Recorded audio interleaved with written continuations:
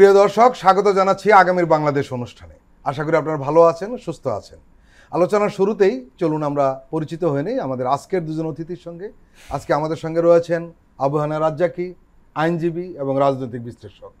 রয়েছেন নীলুফার চৌধুরী মনি, সাবেক সংসদ সদস্য। আপনাদের দুজনকেই স্বাগত। শুরুতেই যাব আবু হানা রাজ্জাকীর কাছে। বাংলাদেশের রাজনীতির অবস্থাটা একটু জটিল হয়ে দাঁড়িয়েছে। আমরা কখনো কখনো দেখি জটিলতা কাটে, আবার নতুন কোনো উপাদান যোগ হয়, আবার জটিলতা বাড়ে। একজন সাধারণ মানুষ রাজনৈতিক দলগুলো কর্মকাণ্ড দেখে বিকালবেলা হতাশ হয়ে যায়, আবার সকালবেলা আশাবাদী হয়, আবার বিকালবেলা হতাশ হয়ে যায়। এক ধরনের টানাপোড়েন চলছে।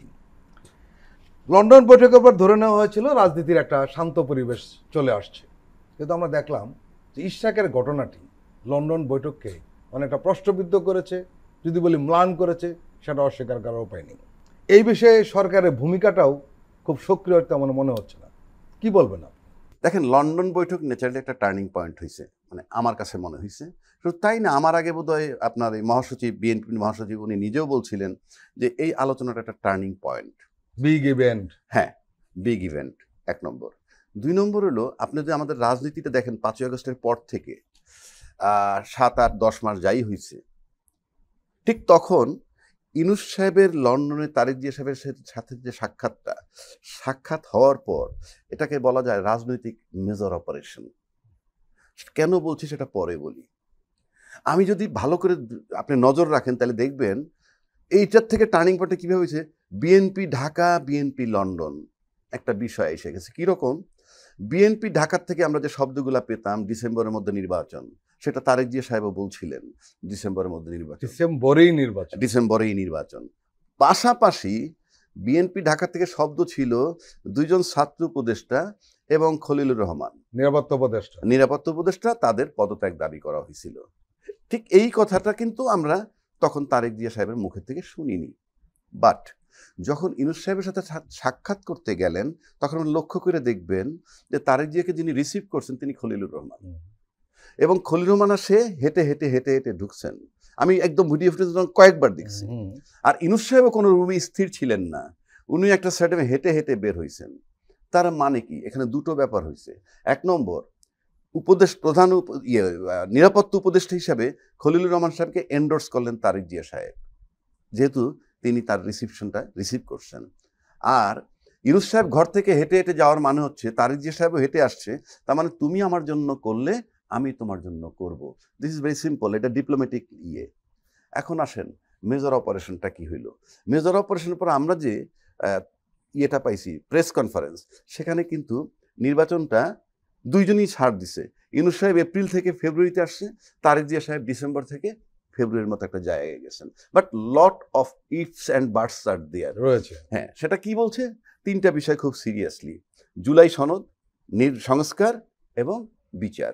এই 3টে জিনিস যদি দৃশ্যমান অগ্রগতি দেখে, তাইলে ওই সময় নির্বাচন হতে পারে।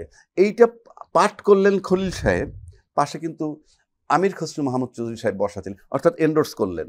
বিষয়গুলো আপনাকে বুঝতে হবে যে এন্ডোর্স করলেন।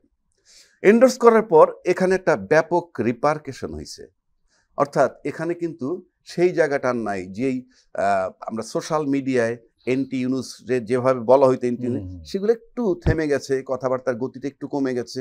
তার মানে নেতৃত্বটা তারেক জিয়া সাহেবের কাছে চলে গেছে, পরিষ্কার বোঝা গেছে।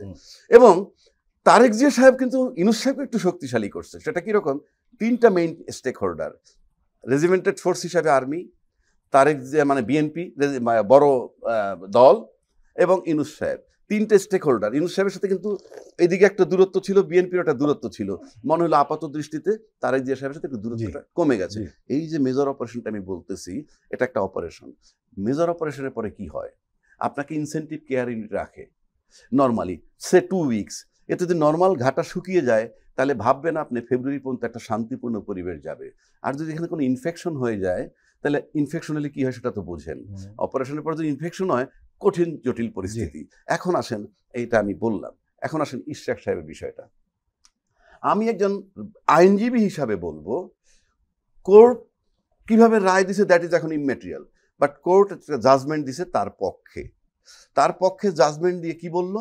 সে মেয়র, এবং নির্বাচন কমিশন কিন্তু প্রজ্ঞাপনও জারি করলো। তো জাজমেন্ট হয়ে গেল, সে মেয়র ঘোষণা হইল, কোর্টের দ্বারা প্রজ্ঞাপন দিতে বলল।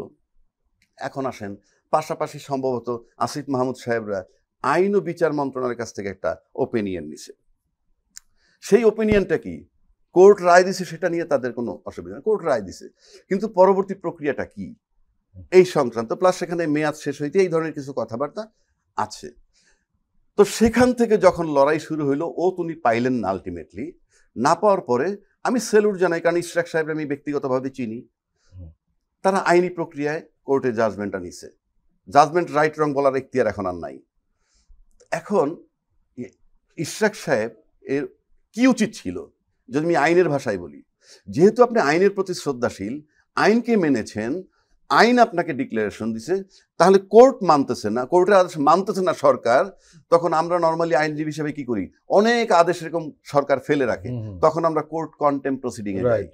কোর্ট কন্টেম্প প্রসিডিং এ গিয়ে বলি, দেখেন আপনারা এই অর্ডার দিচ্ছেন, এটা মানতেছে না, তখন তারা কোর্ট কন্টেম্প প্রসিডিং ড্র করে এবং তাদেরকে রুল দেয়, এবং রুল দিলে এভাবে বহু কাজ কার্যকর হয়। কিন্তু আপনারা কি করলেন, রায় দিলেন, পাইলেন ঠিকই, নির্বাচন কমিশন প্রজ্ঞাপনও দিল ঠিকই, কিন্তু বাকি অংশটার জন্য এই যে কোর্ট আদেশ মানে না, কোর্ট অবমাননা করতেছে সরকার, সেখানে না গিয়ে আইনটা নিজের হাতে নিলেন, যেটা আমি ইশরাককে পার্সোনালি চিনি, তো তার কাছ থেকে আমি আশা করি নাই, নাম্বার ওয়ান। তো এটা গেল আইনের দিক, তাদের যাওয়া উচিত ছিল কোর্ট প্রসিডিউরে, একটা কন্টেম্প পিটিশন করতো, অবশ্যই কোর্ট এটা দেখতো, কন্টেম্প ড্র করলেই হয়তো বা সে ফেরত পাইতো। উল্টা দিকটা আসেন, এখন যে কাজটা হচ্ছে আন্ডার লক অ্যান্ড কি, আপনারা বসে আছেন সেখানে জড়ো হয়ে, এখন বিএনপির বড় যারা মাথা, ইশরাক তো ওই দলের সাথে কম্পেয়ার করলে, বড় বড় নেতার সাথে তুলনা করলে সে হয়তো অনেক বাচ্চা, কিন্তু ব্যক্তি হিসেবে তাকে আমি বাচ্চা বলছি না। এখন কি বার্তা যাচ্ছে তাহলে দেশবাসীর কাছে, এই যে ঘটনাটা চলমান, এতে দেশবাসীর কাছে কি বার্তা যাচ্ছে? এক, বিএনপির যারা মাথা তারা এটাকে কিভাবে নিচ্ছে, যদি এটা বিএনপি মনে করে তাদের জন্য পজিটিভ বার্তা রাজনীতিতে, let it be continued.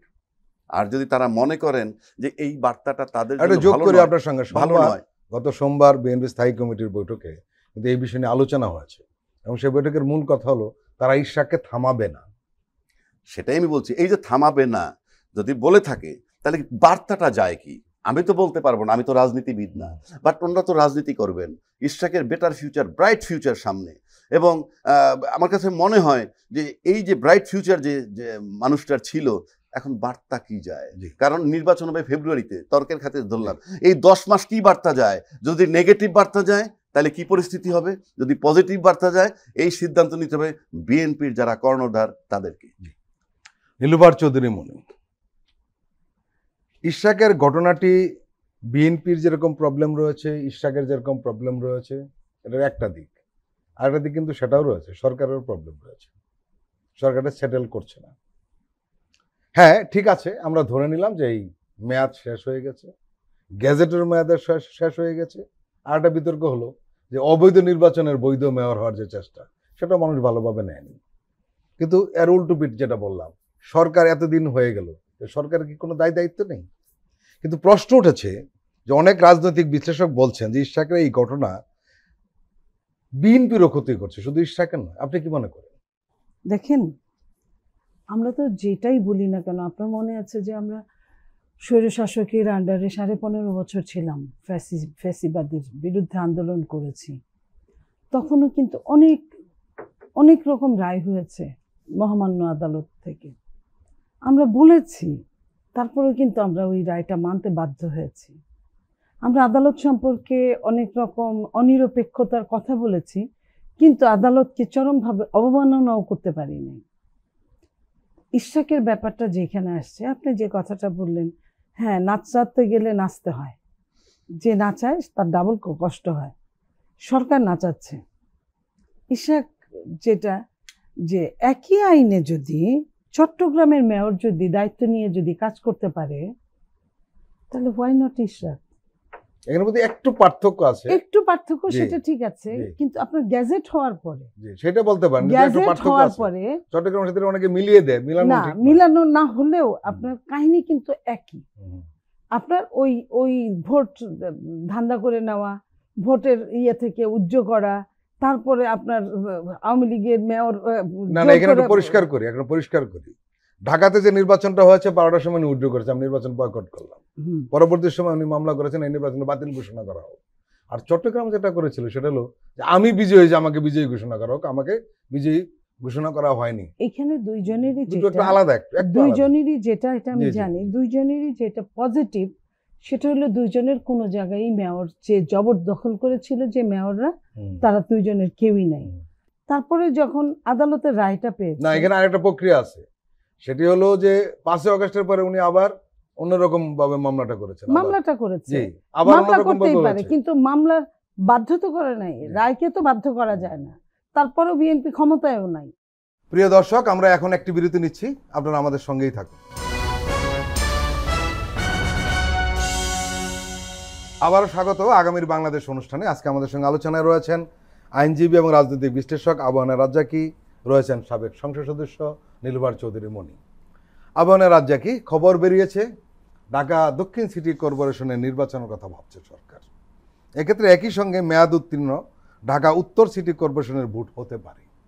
Ishraq কেনে চলমান সংকট নিরসনে নতুন এই চিন্তার জন্ম হয়েছে এবং জানা যায় ইতিমধ্যে সরকার বিএনপিকে একটা বার্তাও দিয়েছে।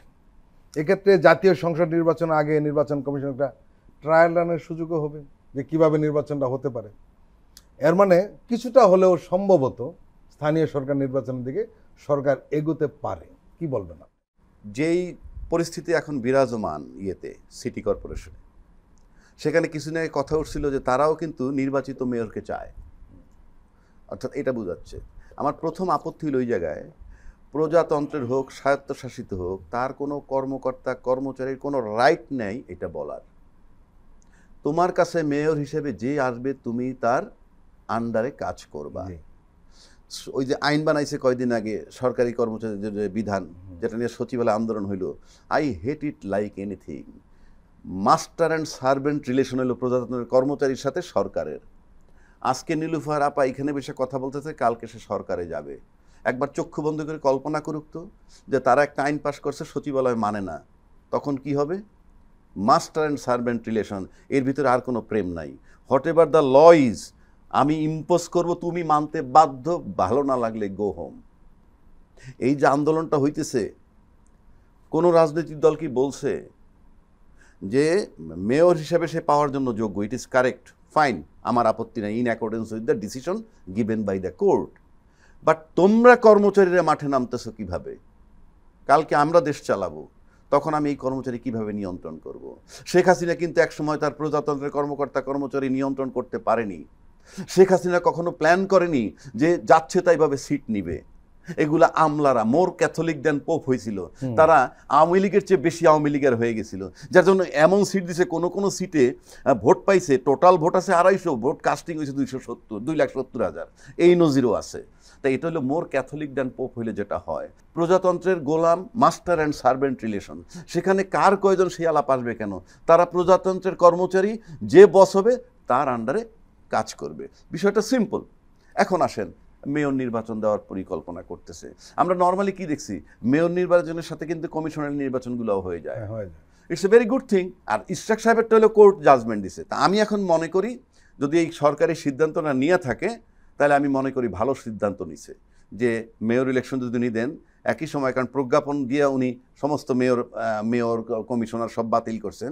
তাইলে আপনি আমার কাছে মনে হয় যদি নির্বাচন দেন, একই সময় দুইটা জিনিস দেখা যাবে। এই সরকারের দক্ষতা, যে যারা নির্বাচন করবে সেই নির্বাচন কমিশন কতটা ফাংশনিং, ট্রায়াল রান, 1 নম্বর।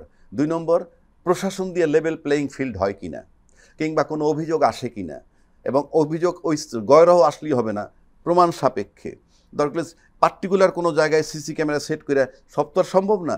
যদি নিয়ে আসতে পারে, লেভেল প্লেয়িং ফিল্ড হয় কিনা, প্রশাসন নিরপেক্ষ থাকে কিনা, এবং সবার পার্টিসিপেশন হয় কিনা, এগুলো দেখার একটা সুযোগ আছে।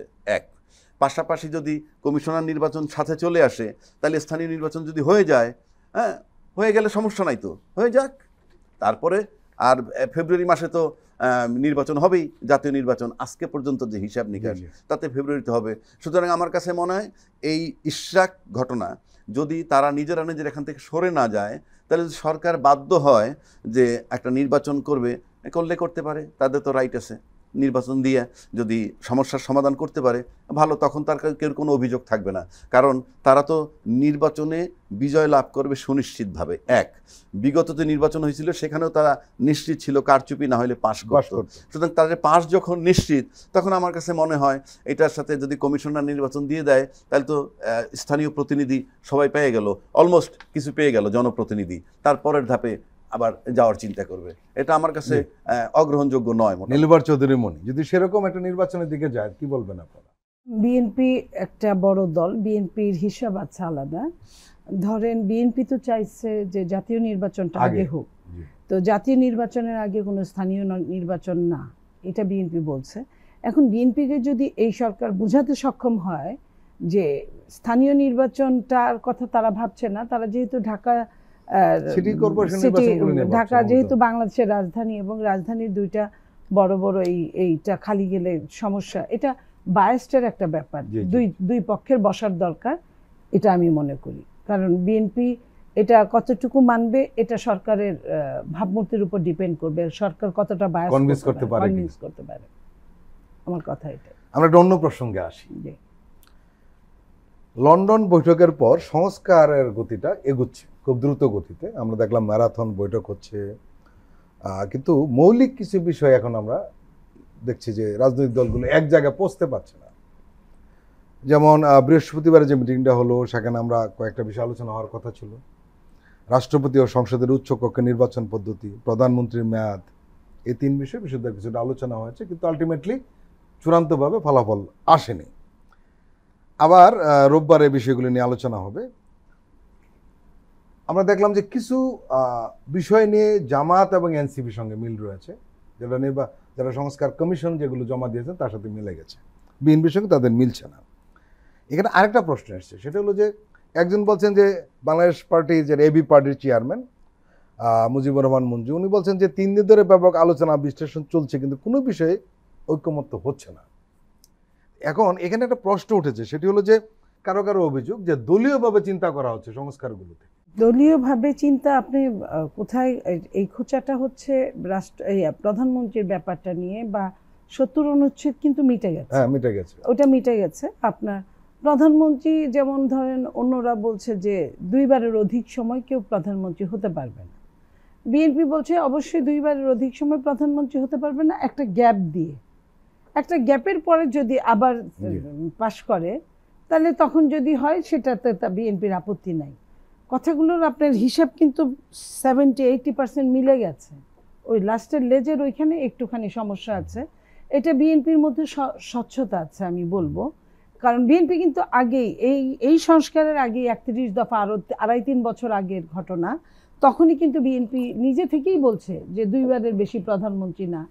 তো তারপরে আপনার যখন এই কথাটা আসলো, বিএনপি কিন্তু এখন চুপ করে থাকতে পারতো, কারণ আরেকটা সংশোধনী আনতে তো বেশিক্ষণ লাগতো না, এটা তো আরো 10 বছরের পরের কথা, কিন্তু বিএনপি সেটা এখনই বলছে। এটা আমি স্বচ্ছতা মনে করি।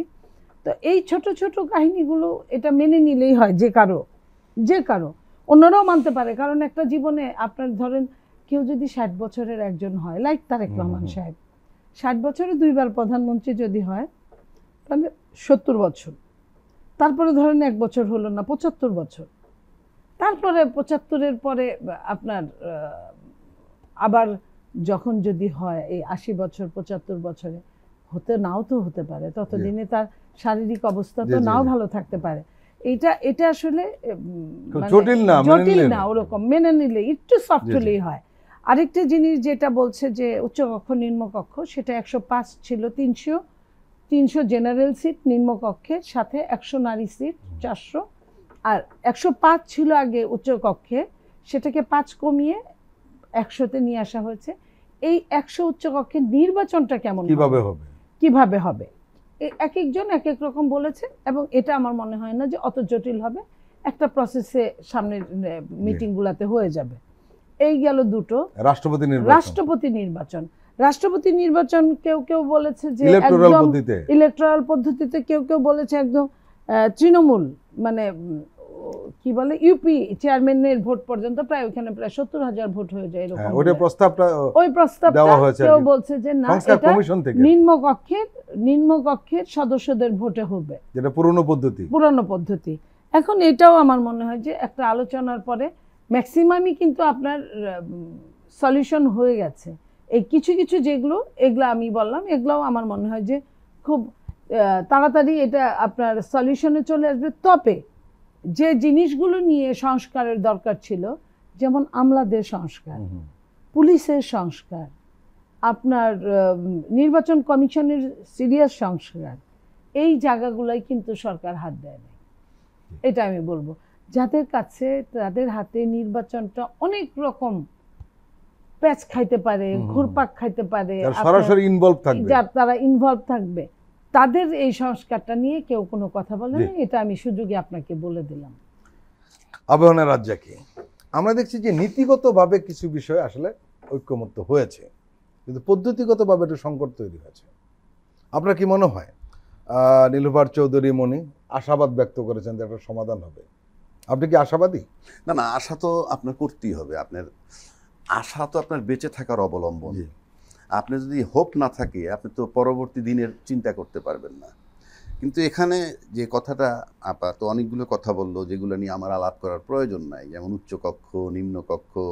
জামাত বলতেছে সংখ্যানুপাতিক ভোটে তারা সিট চায়, তাতে পার্লামেন্টে তারা 30-35টা সিট পেয়ে যাবে।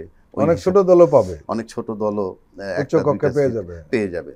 আবার ওই বিএনপি এখানে তার দ্বিমত আছে, এখানে তারা চাচ্ছে যে সংখ্যানুপাতিক হারে না, নিম্নকক্ষ। কিন্তু উচ্চকক্ষ যেটা, সেটা আবার সংসদীয় সংসদ সদস্যদের সংখ্যানুপাতে হোক, সেটা আবার তাদের মত আছে। রাষ্ট্রপতি যেটা বলছে যে ইউনিয়ন চেয়ারম্যানের ভোটের 70,000 লোকের ভোট লাগে। 70,000 লোকের ভোট হলে যেটা হয় সেটা হলো আপনি একটা জায়গায় যেতে পারেন যে মোটামুটি দলমত নির্বিশেষে সবাই তাকে রিসিভ করছে। আর যদি শুধু 300 এমপির ভিতরে থাকেন, সেখানে মনে করেন একজন ইউনিয়ন চেয়ারম্যান আছে, এই রাষ্ট্রপতিকে লাইক করে না, তার ওপিনিয়নটা দেওয়ার সুযোগ নাই। তা সেই জন্য আপনি যদি গড়পড়তে ওটা করেন, আমার কাছে মনে হয় যদি স্বচ্ছতা থাকে বিষয়টা খারাপ হয় না। কিন্তু আপা একটা কথা বলছে যে যেখানে সংস্কারটা খুব জরুরি, সেটা হলো কি, যে নির্বাচন যে ফর্মই যখন করেন, সেখানে আমলারা হলো মাঠে কাজ করে। সেই পুলিশ বলেন, ইভেন আর্মি বলেন, তারপরে সিভিল ব্রুকেরেট বলেন, নির্বাচন কমিশন বলেন। নির্বাচন কমিশন তো আমাদের হাতে গোনা কিছু লোক, কাজগুলো করতে প্রশাসন দিয়ে। কিন্তু এই যে লেভেল প্লেইং ফিল্ড, আপনি কিভাবে নিশ্চিত করবেন? এবং এই লেভেল প্লেইং ফিল্ড ইস্যু কিন্তু যে কোনো দল যে কোনো সময় রেজ করতে পারে। বিকজ আমরা অলরেডি বলতেছি জামাতের এতজন সচিব, বিএনপির এতজন, তো আওয়ামী লীগ, এই যে বিতর্কটা আছে এবং আমরা সবাই বলি, সেক্ষেত্রে লেভেল প্লেইং ফিল্ড নিয়ে ইস্যু আসবেই।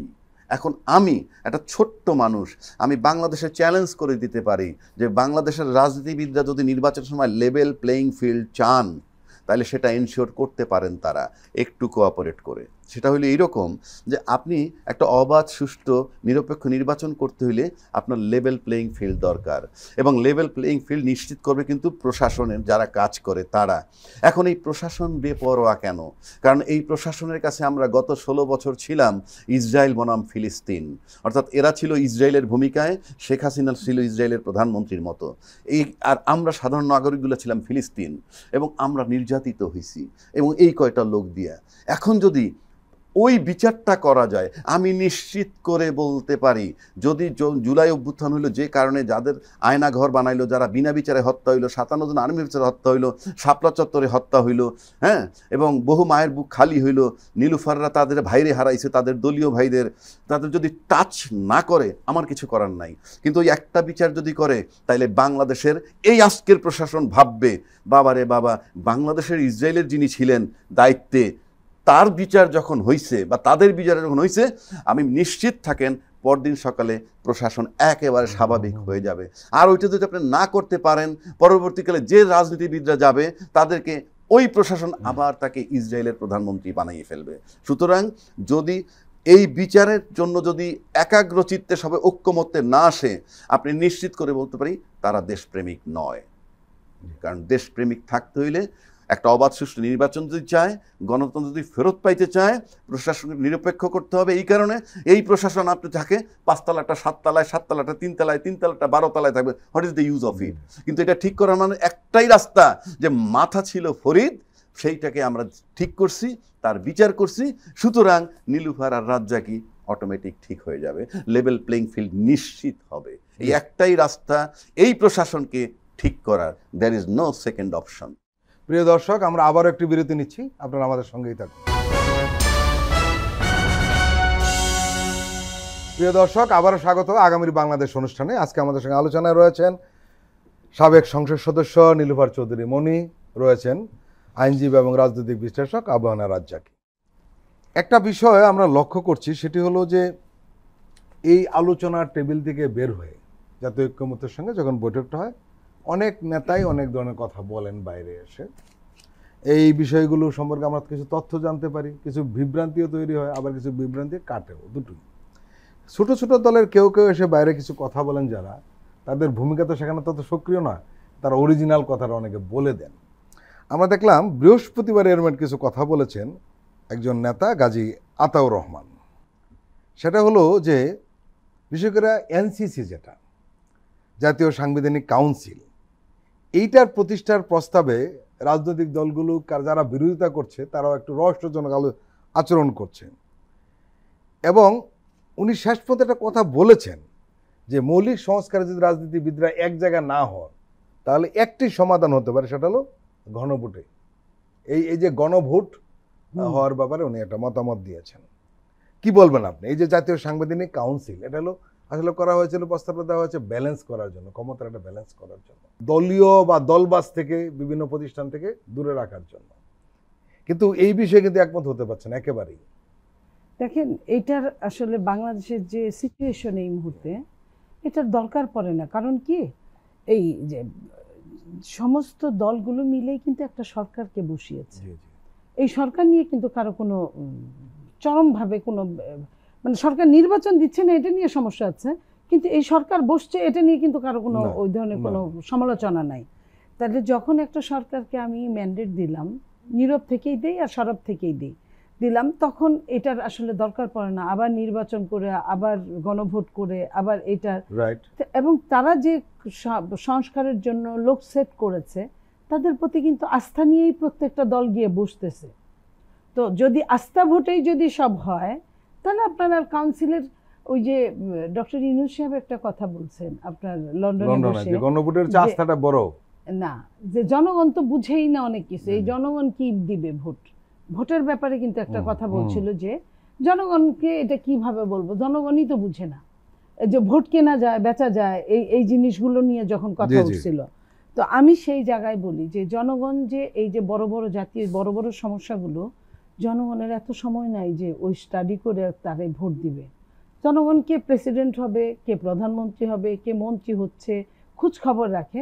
আর জনগণ এমপির ভোট, মেম্বারের ভোট, চেয়ারম্যানের ভোট, মেয়রের ভোট, এই ভোটগুলাই জনগণ বুঝে দিতে চায় যে এই লোকটারে দিয়ে আমার কাজে লাগবে, এই লোকটারে দিয়ে লাগবে না, এই দলটারে কাজে লাগবে, এই দলটারে লাগবে না। একটা লোকটা আমি পছন্দ করি কিন্তু তারপরেও ভোট দিব না, কারণ ওর কোনো দল নেই। বুঝছেন, ওই মানুষগুলো কিন্তু ভালো মানুষ, কিন্তু পাস করতে পারে না, ওর কোনো দল নেই। এ যদি ফেল করে, তাহলে দলের যারা পাস করবে এরা আমার বাড়ি ভেঙে দিয়ে যাবে, এরা আমাদের থাকতে দিবে না। তো এই জায়গাটা চাইলেই কিন্তু গণভোট দিয়ে পরিবর্তন করা যাবে না, চাইলেই। এত বাংলাদেশ এখন এত শিক্ষিত হয়ে ওঠে নাই, সো দ্যাট এই মুহূর্তে আমি মনে করি না যে এই ভোটগুলোর খুব বেশি প্রয়োজন আছে। আস্থাটাই বড় কথা, আস্থাটাই বড় কথা। আপনি জাতীয় নির্বাচন দেন, জাতীয় নির্বাচনে যার উপর আস্থা দিবে তারা মিলে কাজ করবে। ভবিষ্যতের যে কাজগুলো, যে সংস্কারগুলো আপনারা রেখে যাবেন, কোনো সংস্কারই তো শেষ হয় না, সংস্কার চলমান। না, প্রফেসর ইউনূস কিন্তু আপনি যেটা বলছিলেন সেটাই, যে প্রফেসর ইউনূস কিন্তু গুরুত্ব দিচ্ছেন যে রাজনৈতিক দলগুলো আস্থা নিয়ে এসে সংস্কার হোক, গণভোটের ব্যাপারে ওনার আগ্রহ নেই। হ্যাঁ, তো আস্থায় আনার জন্য সংস্কার হোক, তারা তো বসতেছেই, কাজ করতেছে। যখন যেভাবে ডাকছে সবগুলা দলই গেছে, বরং দলদের কষ্ট ছিল যে তাদেরকে সঠিক সময় দেওয়া হয় নাই, সঠিকভাবে ডাকা হয় নাই। এই কাজটা আরও আগে ইচ্ছা হলে করতে পারতো, সরকারের গাফিলতি ছিল, সরকারের ডিলেমি ছিল, এই জিনিসগুলো তারা বলছে। সো এখনো কিন্তু সংস্কার নিয়ে চরম সমালোচনা কিন্তু আসে নাই। হ্যাঁ, কেউ কেউ বলছে, কেউ ওয়ার্কআউট করছে, আমরা দেখেছি। প্রতীকী, আবার তারা বলছে এটা প্রতীকী ওয়ার্কআউট, এটা সংসদের মতো, এটাও খারাপ না গণতন্ত্রের জন্য। আমার কাছে এটা কি ডেমোক্রেসি অফ বিউটি, আমার কাছে এরকমই মনে হয়েছে। আবু হানা রাজ্জাকী, আমরা গাজী আতাউর রহমানের কথা বলছিলাম যে উনি কিছু কথা বলেছেন একটু বাইরে থেকে মনে হয় না রাজনীতিবিদদের যে মানে তথাকথিত মন্তব্য তার থেকে বেরিয়ে গিয়ে উনি আরেকটা কথা বলেছেন যে বৃহস্পতিবারের বৈঠকে বিস্ময়ের সাথে লক্ষ্য করছি যে কিছু রাজনৈতিক সংগঠন যারা সাংবিধানিক প্রতিষ্ঠানসমূহের স্বকীয়তা, স্বাধীনতা ও শক্তিশালীকরণের কথা বলতো এবং সাংবিধানিক প্রতিষ্ঠানের উপরে নির্বাহী বিভাগের হস্তক্ষেপ বন্ধের কথা বলতো, তারাও আজ জাতীয় সাংবিধানিক কাউন্সিল যেটা এনসিসি গঠনের প্রস্তাবের বিরোধিতা করেছে। কেউ কেউ বলতে চাইছেন এটা এখন না গঠন না করে পরে গঠন করা যেতে পারে। বিশেষ করে বামপন্থী কিছু সংগঠন এমন অবস্থান নিয়েছে, বিষয়টি আমাদের কাছে রহস্যজনক মনে হয়েছে। আমরা একদম প্রি কন্ডিশন যে আপনি আসলে চান কি, আপনি কি সত্যি সত্যি রাজনীতি করতে চান? রাজনীতির প্রথম শর্ত হইল জনগণকে নিয়ে ভাবা, যেটা জনগণের জন্য মঙ্গলজনক। যে কথাটা একটু আগে আপা বললেন যে 2 টার্ম যদি প্রধানমন্ত্রী হয় তারপর 1 টার্ম গ্যাপ দিয়ে আবার হবে, তাহলে একটা লোকের দ্বিতীয় দফা 2 টার্মের পর দ্বিতীয় দফা আসতে তার 20 বছর টাইম পার হয়ে যায়। যে কোনো লোক 80, 85, 90-এর কোঠায় পৌঁছাবে এই প্রধানমন্ত্রীর পদটা। এবং এটা আসতেছে কেন জানেন? দল যখন সবার জন্য উন্মুক্ত নয় সিদ্ধান্তের ক্ষেত্রে, তারা এগুলা বলে। আর সবার জন্য যদি উন্মুক্ত হয়, যেমন আজকে ইশরাক ইস্যু নিয়ে বিএনপির বহু লোকই বহু কিছু বলতে পারবে না, তার কাছে কার কাছে কোত্থেকে চিঠি আসে খবর নাই। একটু আগে যে বললেন জনগণ কিছু বোঝে না, টু সাম এক্সটেন্ট কারেক্ট। আপনি যদি একটা ছেলে তর্কের খাতিরে বলছি, আপনি এখন বলবেন যে তাহলে এটি কী বলেন? আচ্ছা, আপনার 18 বছরের বাচ্চা ছেলে বা মেয়ে, তারা কি বোঝে? তারা তো আপনার থাপ্পড় দিয়ে পড়তে বসান নাকি? সে এমপি ইলেকশনে ভোট দিবে কেমনে? যে লোকটা এমপিতে দাঁড়াইছে, এই 18 বছরের বাচ্চাটা ভোট সেন্টারে গিয়ে সে কিভাবে চুজ করবে কারা কারা দাঁড়াইছে? এর ভিতরে আইন প্রণয়ন, এই টার্মগুলোই তো তার কাছে নাই। পার্লামেন্ট মেম্বাররা গত 53 বছর যাবৎ কন্ট্রাক্টরই করছে, ডেভেলপমেন্ট ওয়ার্কের সাথে ইনভলভ হয়েছে, ইঞ্জিনিয়ারকে থ্রেট করছে, পিডাব্লিউডির চিফ ইঞ্জিনিয়ারকে ডাকায় আনিছে বাসায়। এই ছিল পার্লামেন্টের মেম্বার। 18 বছরের ছেলে মেয়ে ঘরে বসে কিভাবে চুজ করে অমুকে এমপি হবে, অমুক আইন প্রণয়ন করবে? ও তো আইনই জানে, ও তো কিছুই জানে না। ওর মা তাকে খাইতে দেয় না, ওর মা পানিশমেন্ট দেয় পড়ার জন্যে, থাবড়াইয়ে স্কুলে পাঠায়। সে যখন পার্লামেন্টের মেম্বার ঠিক করে, এটা কি গ্রহণযোগ্য? তর্কের খাতিরে বলছি। কিন্তু এরা এলাকায় একটা ভোট দিতে পারে ইউনিয়ন চেয়ারম্যানে, কেন? এটা তো চেনে, দেখে যে ফরিদ সাহেব দাঁড়াইছে, নীলুফার ম্যাডাম দাঁড়াইছে, ওই ফরিদ সাহেব মনে ওই কেলেঙ্কারি করছিল, এ রিলিফের ওইটা চুরি করছিল, তার মুখস্থ 18 বছর বয়সে একটা ওপিনিয়ন তো ওইখানে দিতে পারে। কিন্তু পার্লামেন্ট, জাতীয় সংসদের নির্বাচন হইতে এই 18 বছরের বাচ্চাটা কে দিবে? আমরা কিন্তু মেনে নিচ্ছি। এই 18 বছরের ভোটটা মানি, 25 বছর 26 বছরের ছেলেটাকে মানি না যদি রাজনীতিতে আসে। This is our character. আপনি কি করবেন? আপনি এইটা কি হিসাবে? আমি 53 বছরের এমপির কথা যদি বলি, কি হয়? এই যেটা একটা বিরাট দ্বন্দ্ব, যে স্থানীয় নির্বাচনটা আগে না পরে, কেন এই দ্বন্দ্বটা? পরিষ্কার, কোনো সন্দেহ নাই। যখন আপনি স্থানীয় নির্বাচনটা আগে হবে, 5 জন 10 জন দাঁড়ায় যাবে ইউনিয়ন পরিষদের নির্বাচনে, যেহেতু এখন দলীয় না। হ্যাঁ, কোনো দলীয় না, আপনি দলের লোক তো দাঁড়াবেই, বিএনপির লোকও দাঁড়াবে, জামাতের লোক, কিন্তু এনে নির্বাচন হয়ে গেল, ওকে শেষ। এরপরে দিয়ে দেন একই সময় উপজেলা নির্বাচন দিয়ে দেন। এরপরে যেন এমপি নির্বাচনে যাবে, ওখানে যদি একটা জামাত ওরিয়েন্টেড ছেলে ইউনিয়ন চেয়ারম্যানে পাশ করে থাকে, তার প্রভাবটা ওইখানে পড়বে, তার ইনফ্লুয়েন্সটা কিন্তু ওইখানে পড়বে। দেখা যাবে যে বিএনপির যিনি প্রার্থী তার কিছু ভোট চলে যাচ্ছে। জামাতের যদি একজন হয়, সে বিএনপির ভোটটা পাবে না, বিএনপি সেই ভোটটা পাবে। এইভাবে করলে আগে যদি ইউনিয়ন চেয়ারম্যান হয়, তাহলে যখন এমপি নির্বাচনটা হবে তার একচ্ছত্র আধিপত্য থাকবে না। কেননা ওইখানে তো এমপি আরে উপজেলা চেয়ারম্যান এবং ইউনিয়ন চেয়ারম্যান ভিন্ন ভিন্ন দলের হয়ে আছে। আর যদি এমপি নির্বাচনটা আগে হয়, তাহলে কি হয় শুনে রাখেন। গত 53 বছরে এই একই জিনিস চলে আসছে। আগে এমপি হওয়ার মানে কি, পরে যখন ইউনিয়ন চেয়ারম্যান নির্বাচন হবে, আমি যাকে দিব আমার এলাকার জন্য, আমি এমপি তো ওই এলাকায় 5টা ছেলে আমি চুজ করব, সেকেন্ড কেউ দাঁড়াবেই না। অন্য কোনো দলের দাঁড়াইতে পারে, কিন্তু ওই দল থেকে আরেকটা লোক দাঁড়াবে না। 1 2 তাকে পাশ করাবো গ্যারান্টি। কারণ আমরা অতীত অভিজ্ঞতা তো আছে আমাদের, একদিনে তো মঙ্গলগড়ের লোক হবে না সব। একইভাবে উপজেলা চেয়ারম্যান যদি নির্বাচন পরে মানে এমপি হওয়ার পর হয়, প্রার্থী আমি চুজ করব, তাহলে কি হয়? ওরা পাশ করে আসলো, এমপি, উপজেলা চেয়ারম্যান, ইউনিয়ন চেয়ারম্যান 3 জনে মিলে একটা মব হয়। মবটা কি? এরা যা বলবে সেটা, বাড়ি তারা ভাঙতে যায় না। মব বলতে কি, আমরা যা বলবো সেটা চূড়ান্ত, সুতরাং গত 53 বছর যত 300 এমপি মানে 300 মবের প্রধানেরা এইভাবে তারা দেশটা চালায় আসছে। সেজন্য স্থানীয় নির্বাচন আগে হইলে এই মব অনেক অংশে কমবে এবং এইখানে 3 জন ত্রিরত্ন একত্র হইতে পারবে না। That will be very difficult task. দেশকে ভালোবাসলে এবং গণতন্ত্র যদি চায়, ইউ মাস্ট অ্যালাউ ইট। আপনি দেশ করবে কি করবে না, দ্যাট ইজ নট ইস্যু। আমি বলে দিলাম আমার ওপিনিয়ন, আমি জনগণ বলতে পারবো না, কারণ জনগণ যারা বলে আর একটা ব্ল্যাকমেইলিং। আচ্ছা, ওনরা যদি একটা দল থেকে বলে আমার জনগণ বলছে, তাই ওনার মতের সাথে কি জামাত আছে? জামাতেরও তো জনগণ আছে, আওয়ামী লীগেরও জনগণ আছে, অন্যান্য দলেরও জনগণ আছে। আপনাদেরকে বলতে হবে আমার দলের সাথে সম্পৃক্ত জনগণের সিদ্ধান্ত। বাস দেশবাসী জানবে যে ওনার দলে কতজন জনগণ আছে। যদি ভোটার দিয়েও ধরি 35% ভোট, তাহলে 35% লোক আমার, বাকি 65% কিন্তু আমারটা মানে নাই, তাহলে তো এত দল হইতো না। সুতরাং আমার দল, প্রত্যেকের বলা উচিত দলীয় জনগণ। নীলুফার চৌধুরী মনি, আপনি নিশ্চয়ই লক্ষ্য করেছেন বিভিন্ন টক শোতে কিংবা সাংবাদিকদের কড়া প্রশ্নের মুখে আপনারা ইদানিং পড়ছেন। একটা কারণ রয়েছে, নেগেটিভলি না, এটা ইতিবাচক একটা দিক রয়েছে। গণমাধ্যম কর্মীদের কাজই হলো ক্ষমতাসীনদের প্রশ্ন করা। সামাজিকভাবে আপনারা ক্ষমতাসীন, এই মুহূর্তে ক্ষমতাশালী, এবং সবচেয়ে বড় কথা যেটা ধরে নেওয়া হয় যে সামনে যদি একটা সুষ্ঠু এবং সুন্দর নির্বাচন হয় তাহলে বিএনপি ক্ষমতা আসবে। সেই কারণে আপনাদের ব্যাপারে আমরা প্রশ্নটা একটু কড়াভাবে করি, কারণ আপনারা হয়তো সামনে সিদ্ধান্ত নেবেন জাতির উদ্দেশ্যে, কিন্তু আপনারা অনেক প্রশ্নের জবাব দিতে চান না, দলীয় কারণে একটা সীমাবদ্ধতা থাকে।